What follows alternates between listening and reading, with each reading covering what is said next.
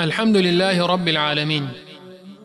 قال العلامة حجة الإسلام أبو جعفر الوراق الطحاوي بمصر رحمه الله: هذا ذكر بيان عقيدة أهل السنة والجماعة على مذهب فقهاء الملة أبي حنيفة النعمان بن ثابت الكوفي، وأبي يوسف يعقوب بن إبراهيم الأنصاري، وأبي عبد الله محمد بن الحسن الشيباني رضوان الله عليهم أجمعين، وما يعتقدون في أصول الدين ويدينون به رب العالمين. به نام و استعانت از الله بخشاینده مهربان. ستایش ویژه الله پروردگار جهانیان است. علامه حجت الاسلام ابو جعفر وراق طحاوی رحمه الله میگوید: این کتاب بیانگر عقیده اهل سنت و جماعت بر مبنای مذهب فقهای اسلام ابو حنیفه نعمان بن ثابت کوفی و ابو یوسف یعقوب بن ابراهیم انصاری و ابو عبدالله محمد بن حسن الشیبانی رضی الله عنهم اجمعین است و به باورهای آنان در مورد اصول دین که با آن پروردگارشان را میپرستند میپردازد.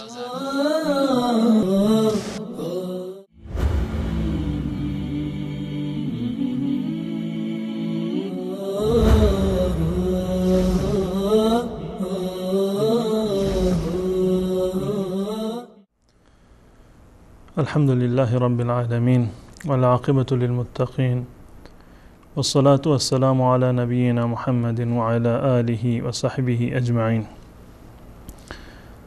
بینندگان گرامی، در جلسه قبل درباره لوح و قلم مطالبی رو که امام طحاوی رحمت الله علیه ذکر کرده بود خدمت شما بازگو کردم و اگر به خاطر مبارکتان باشد عرض کردم که ایمان به این مطلب که الله متعال تقدیر انسانها را و سرنوشت جهان هستی را در لوح نوشته، این دومین مرحله از مراحل تقدیر هست. گفتیم که تقدیری رو که الله متعال برای موجودات و مخلوقاتش رقم زده و به صورت کلی مفهوم تقدیر 4 مرحله دارد. نخستین مرحله اش علم الله متعال هست که زیربنای تقدیر هست و دومین مرحله امین مرحله کتابت بود که علامه طحاوی رحمت الله علیه در قالب این مطلب اون رو ذکر کرد که ما به لوح و قلم و هر چیزی که در لوح نوشته ایمان داریم. این دومین مرحله از مراحل تقدیر بود.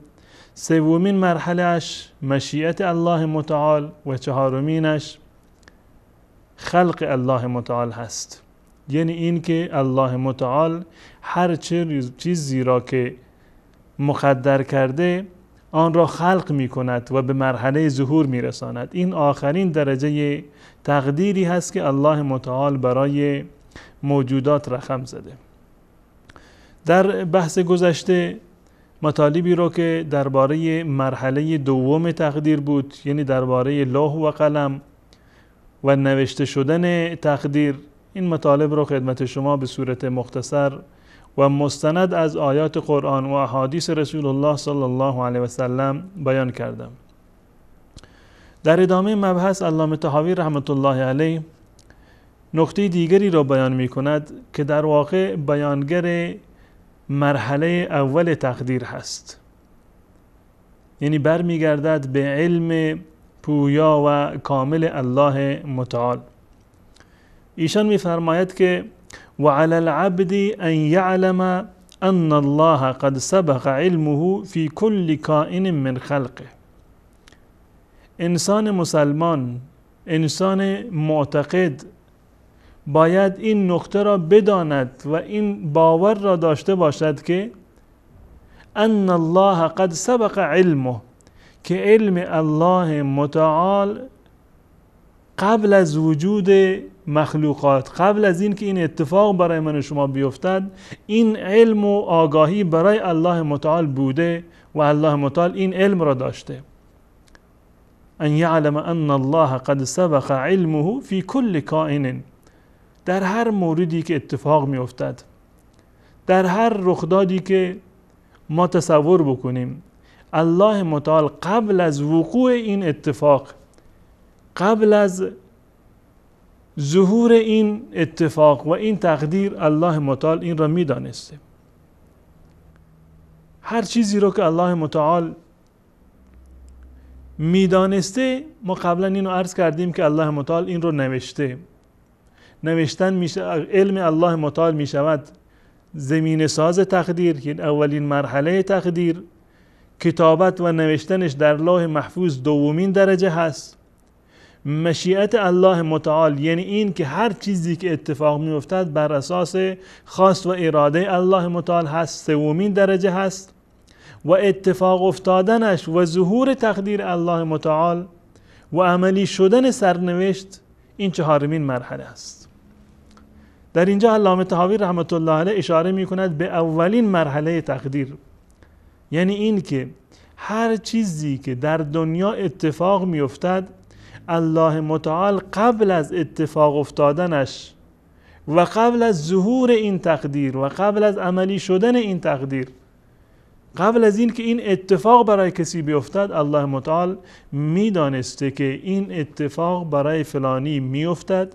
این اتفاق را و این رخداد را الله متعال ثبت کرده، در لوح محفوظ نوشته که برای فلانی باید این اتفاق بیفتد. الله متعال رضایت داشته به این که این اتفاق و این عمل برای فلانی رخ بدهد و الان هم که این اتفاق رخ داده و این سرنوشت برای من و شما آشکار شده و عملی شده، این هم آخرین درجه تقدیر هست. پس بنابراین تمامی این مراحل تقدیر، آغاز و زیربنایش علم الله متعال هست که در اینجا علامه طحاوی این مطلب را و نقطه را بیان کرده که انسان مسلمان باید بداند که علم الله متعال مقدم بر تمام اتفاقات هست. این گونه نیست که الله متعال به طور مثال قبلا نمیدانسته که برای من و شما در این روز چه اتفاقی می افتد، بعد از این که این اتفاق افتاد الله متعال هم خبر بشود. ما انسان ها این گونه هستیم، خود ما، اطرافیان ما، تا زمانی که برای ما اتفاقی نیفتد، قبل از وقوع این مطلب و قبل از عملی شدن این رخداد ما اطلاعی نداریم. ما نمیدانیم که امروز فردا برای ما چه اتفاقی قرار است بیفتد. اما الله متعال این گونه نیست. علم الله متعال کامل هست و شامل هست و همه چیز را فرا میگیرد. قبل از این که من و شما به دنیا بیاییم، الله متعال میدانسته که این انسان در مسیر زندگیش چه کارهایی را انجام میدهد و چه اتفاقاتی قرار هست که برای این انسان بیفتد. بدین خاطر است که علامه طحاوی رحمت الله علیه میفرماید که و علی العبد ان یعلم، انسان مسلمان باید بداند، یقین بکند، این باور را داشته باشد که الله متعال قبل از این اتفاقها و قبل از عملی شدن تقدیر میدانسته که برای من و شما و برای انسانها چه اتفاقی میافتد. فقدر ذلك تقدیرا محکما مبرما، الله متعال اون چیزی را که میدانسته آن را مقدر کرده، آن را در سرنوشت من و شما نوشته، یک تقدیر محکم و مبرمی، بسیار استوار و بسیار دقیق که قابل نقض نیست. آن چیزی را که الله متعال میدانسته که برای فلان انسان اتفاق میافتد، آن را در لوح محفوظ نوشته و زمانش را و لحظه اتفاقش را و دقیقاً مکانی که این اتفاق قرار است که برای من شما بیفتد، همه را الله متعال میدانسته و به صورت بسیار دقیق الله متعال این رو منظم کرده. علامه طحاوی میفرماید فقدر ذلك تقدیرا محکما مبرما، الله متعال این مورد را و این سرنوشت و تقدیر را برای ما رقم زده به صورت بسیار محکم، استوار و بسیار مبرم و دقیق. نتیجه این که تقدیر الله متعال یک تقدیر محکم و استواری هست، نتیجه این که علم الله متعال یک علم فراگیر و گسترده‌ای هست که هیچ یکی از جزئیات زندگی من و شما یا از جزئیات و حرکات و سکناتی که در عالم اتفاق می افتد از الله متعال پنهان نیست. نتیجهش در این هست که لیس فیه ناقض ولا معقب ولا مزیل ولا مغیر ولا ناقص ولا زائد من خلقه فی سماواته و ارضه. تعبیر علامه طحاوی رحمت الله علیه یک تعبیر بسیار واضح و آشکار و کاملی هست. ابتدا می فرماید که الله متعال این تقدیری رو که برای من و شما مقدر کرده بسیار استوار و محکم و دقیق و منظم هست. در نتیجه هیچ کسی از انسانها در روی زمین یا از موجوداتی که در آسمانها هستند، اهم از فرشتگان یا جنها یا انسانها یا مخلوقات دیگر الله متعال، هیچ کسی نمیتواند که این تقدیر مبرم و محکم الهی را نقض بکند. لیس فیه ناقض، کسی نمیتواند این تقدیر را نقض بکند. ولا معقب، کسی نمیتواند که ایرادی وارد بکند، اشکالی بگیرد از این تقدیر الله متعال یا خدشه‌ای بر آن وارد بکند. ولا مزیل، کسی نمیتواند آن را از بین ببرد. ولا مغیر، کسی نمیتواند که آن را تغییر بدهد، زمانش را مکانش را جابجا بکند. ولا ناقص، کسی نمیتواند که این تقدیر را کم و زیاد بکند. ولا ناقص ولا زائد، هیچ کسی توان کم کردن و اضافه کردن این مورد را ندارد. من خلقه فی سماواته و ارضه، هیچ کسی از مخلوقات الله متعال نه در آسمان و نه در زمین چنین چیزی را نمیتواند و برایش میسر نیست. بدین خاطر است که الله متعال در قرآن کریم میفرماید که و خلق کل شیء فقدره تقدیرا. الله متعال همه چیز را آفرید و هر چیزی را بسیار دقیق و به صورت منظم آن را مقدر کرده. یعنی تقدیر الله متعال تقدیر بسیار دقیق و منظمی هست که لحظه هایش کاملا مشخص هست.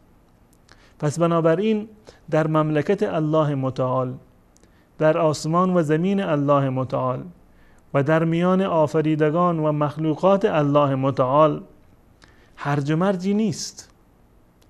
هر چیزی که اتفاق می افتد بر اساس یک حساب بسیار دقیق و منظم هست.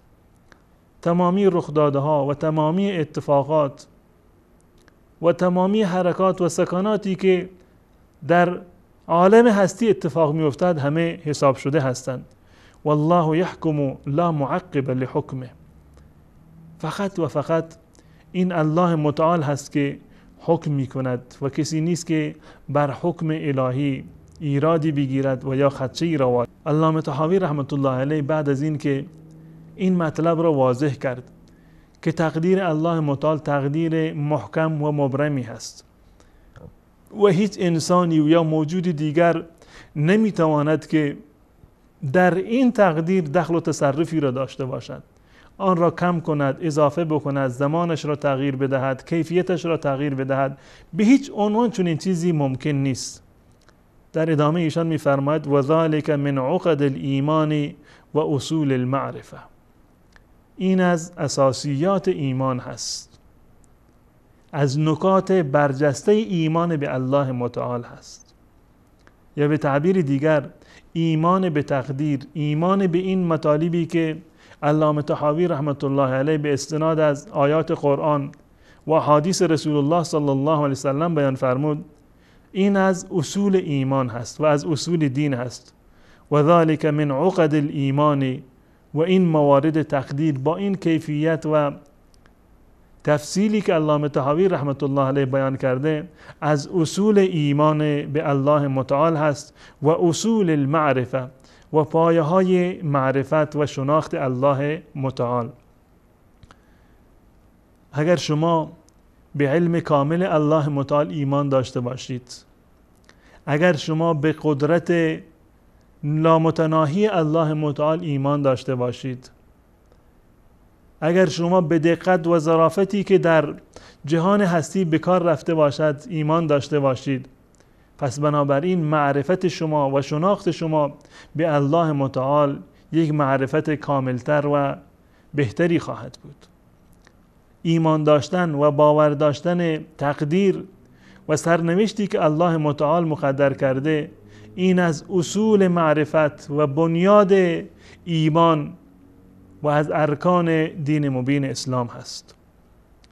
و در ادامه ایشان می‌فرماید که والاعتراف بتوحید الله تعالی و ربوبیته، ایمان داشتن به تقدیر به معنی اعتراف به توحید الله متعال و ربوبیت و پروردگاری الله متعال هست.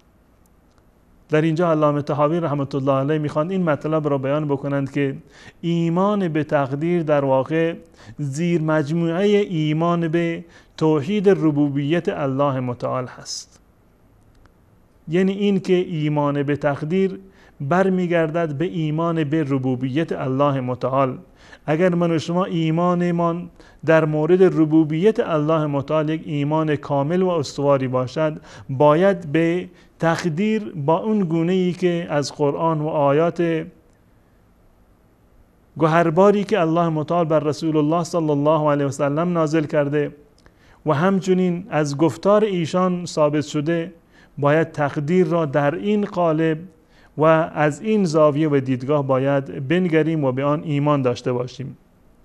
والاعتراف بتوحید الله تعالی و ربوبیتی کما قال تعالی فی کتابه، ایمان داشتن به تقدیر جزو و زیر مجموعه ایمان به توحید ربوبیت الله متعال هست، همان گونه که الله متعال می‌فرماید و خلق کل شیء فقدره تقدیرا. در اینجا بحث خلقت و آفرینش را الله متعال مطرح می‌کند و بحث آفرینش و خلقت این برمیگردد به توحید ربوبیت الله متعال. پس بنابراین الله متعال می‌فرماید و خلق کل شیء، الله متعال همه چیز را آفریده. در دنیا به صورت کلی شما چیزی را نمی‌بینید که غیر از آفریدگان الله متعال باشد. هر چیزی را که شما می‌بینید، مشاهده می‌کنید و می‌شنوید، این جزو آفریدگان الله متعال هست. فقدره تقدیرا، الله متعال این را مقدر کرده. این برمیگرده به آخرین مرحله. اون چیزی رو که الله متعال میدانسته، آن را در لوح محفوظ ثبت کرده و آن را میخواسته، اراده کرده که چنین و چنان بشود و در مرحله آخر و خلق کل شیء، الله متعال همه چیز را آفرید. فقدره تقدیرا، الله متعال این را به صورت بسیار دقیق و منظمی مقدر کرده بود که مرحله اولش علم، بعد از آن کتابت، بعد از آن مشیت و مرحله آخرش ظهور و خلقت و آفرینش است. تمام این موارد به صورت منظم و بسیار دقیق نزد الله متعال مشخص بوده. و قال تعالی، و همچنین الله متعال می‌فرماید و کان امر الله قدرا مقدورا، آن چیزی که الله متعال امر کرده، دستور داده، اراده الله متعال یک تقدیری هست که قطعا اتفاق می افتد و هیچ چاره و هیچ گونه راه نجاتی از آن نیست. هر چیزی را که الله متعال مقدر کرده و اراده کرده قطعا اتفاق می افتد. پس بنابراین زمانی که ما معتقد هستیم که همه چیز را الله متعال میدانسته، همه چیز را الله متعال نوشته، هر اتفاقی که در دنیا میافتد بر اساس خواست الله متعال و مشیت الهی است و در دنیا هیچ اتفاقی بدون از اراده الله متعال نمیافتد، فویل لمن صار لله تعالی فی القدر خصیما، وای برای آن کسانی که در باب تقدیر و سرنوشت با الله متعال مخاصمه بکنند، دنبال جنجال باشند در این زمینه. یعنی این که در مورد تقدیر الله متعال که زیربنایش علم الله متعال هست و بعد از آن کتابتی هست که الله متعال آن را نوشته در لوح محفوظ. اون اتفاقاتی که در دنیا میافتد و بر اساس اراده و مشیت الله متعال هست و این اتفاقی که امروزه برای من و شما افتاده، این در تقدیر الله متعال و در ازل الله متعال این را مقدر کرده بوده. اگر کسی در این موارد شک بکند، فویل لمن صار لله تعالی فی القدر خصیما، وای برای اون کسی که در این زمینه با الله متعال به مخاصمه بپردازد. و احضر للنظر فیه قلبا سقیما، وای برای آن کسانی که با قلب و دل بیماری بخواهند به مسئله تقدیر نگاه بکنند. انسان باید با قلبی سرشار از ایمان به علم الله متعال و قدرت الله متعال و دیگر صفات الله متعال مسئله تقدیر را باید نگاه بکند. و هر کسی چون این کاری را بکند، یعنی با قلب بیمار، با قلبی پر از شک و تردید و شبهه بخواهد به مسئله تقدیر نگاه بکند و صرفاً قطع نظر از آیات قرآن و احادیث رسول الله و فقط با عقل خودش بخواهد که مسئله تقدیر را مشکافی بکند و بررسی بکند، لقد التمس بوهمه فی فحص الغیب سرا کتیما، چون این انسانی در واقع با حدس و گمان خودش، با عقل ناقص در پی این برآمده که یک سر پوشیده ای را از غیب پیدا بکند. این جزء اسرار هست. قبلا امام طحاوی رحمت الله علیه اینو فرمودند که مسئله تقدیر یکی از مسائلی هست که جزء غیب هست. پس بنابراین اگر کسی بخواهد با عقل خودش، با اندیشه خودش، صرف نظر از آیات و احادیثی که در این زمینه وجود دارند به تقدیر برسد و تقدیر را و سرنوشت را تحلیل و تجزیه بکند، کار به جایی نمی رسد و نمی تواند که در این زمینه نتیجه قطعی را در واقع دریافت بکند. لقد التمس بوهمه فی فحص الغیب سرا کتیما، چون این انسان با حدس و گمان خودش درباره تفحص و جستجوی یک سر و رازی هست که الله متعال آن را در عالم غیب محفوظ نگه داشته و پنهان کرده. عالم الغیب فلا یظهر علی غیبه احدا، اون کسی که دانای غیب هست، عالم الغیب هست، فقط و فقط الله متعال هست و الله متعال هیچ انسانی را بر امور غیبیش آگاه نمی سازد.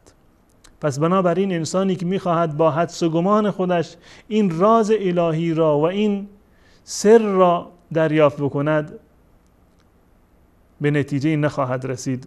و عاد بما قال فیه افاکا اثیما، و آخرین نکته و نتیجهش این هست که در باب تقدیر در اینجا علامه طحاوی رحمت الله علیه بیان می کند که و عاد بما قال فیه افاکا اثیما، اون کسانی که در باب تقدیر بخواهند از روی هوا و هوس خودشون سخن بگویند، از روی تجربیات خودشون سخن بگویند، از روی فکر و گمان و حدس و ظن سخن بگویند، در این زمینه حرفهایشون قابل پذیرش نیست. در این زمینه فقط و فقط با استناد از قرآن و حدیث باید سخن گفت. بدین خاطر است که علامه طحاوی رحمت الله علیه می فرماید که و عاد بما قال فیه افاکا اثیما، هر کسی که در غیر پرتو قرآن و حدیث به مسئله تقدیر نگاه بکند، هر چی میگوید همهش افک هست و گناه، غیر از دروغ و غیر از حرفهای غیر واقع چیزی نگفته و در این زمینه گناهکار خواهد شد، زیرا که این یکی از اسرار غیب هست و اسرار غیب را کسی جز الله متعال نمی داند و این خود مسئله تقدیر و سرنوشت یکی از مسائل غیب هست و اگر ما بخواهیم که یک مسئله غیبی را بررسی بکنیم و در آن به یک نتیجه برسیم، تنها راهش این صراط مستقیم قرآن و سنت رسول الله صلی الله علیه و سلم هست و هر موردی که در قرآن و حدیث برای ما در این زمینه بیان شده به آن باید ایمان داشته باشیم و مواردی رو که الله متعال از دید من و شما انسانها و بقیه مخلوقاتش پنهان نگه داشته باید به آن بسنده بکنیم و به وحی الهی و گفتار رسول الله صلی الله علیه و سلم در این زمینه باید به صورت کامل ایمان داشته باشیم. اینها مطالبی هست که علامه طحاوی رحمت الله علیه در باب تقدیر در این بخش از کتاب گرانسنگشون عقیده طحاویه بیان فرمودند.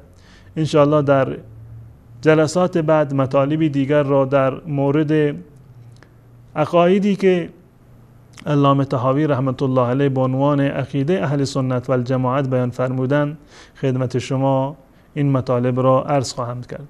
تا آن زمان تمام شما را به الله متعال می سپارم. السلام علیکم و رحمت الله و برکاته.